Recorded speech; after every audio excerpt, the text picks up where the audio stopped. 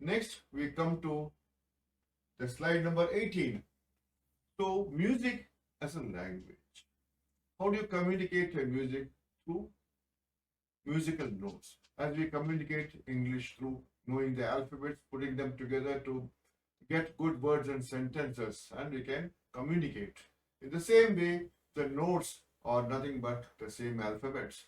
So we are learning the alphabets and using them for sequencing our sounds, for mixing and matching and producing our songs.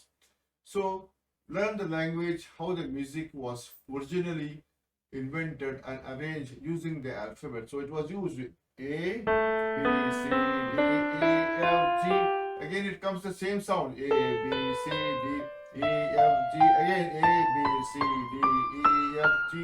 It goes on. This is the way musical notes were identified originally. Then they wanted to have a constructive theory of music so that it is acceptable by the whole world in terms of C as the first note, and that becomes the first note which was also invented.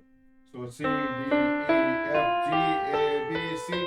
In this way, you can reach throughout the keyboard or a piano. So you know all the notes which are called the normal notes and pitches. So you have various sectors. So this is the normal, because from C to C, one octave, which I referred in my previous slide.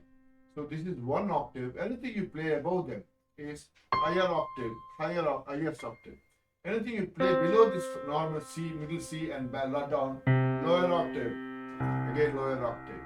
So this is the way you to understand to start the music as a language, connecting the sounds and the notes to produce your music.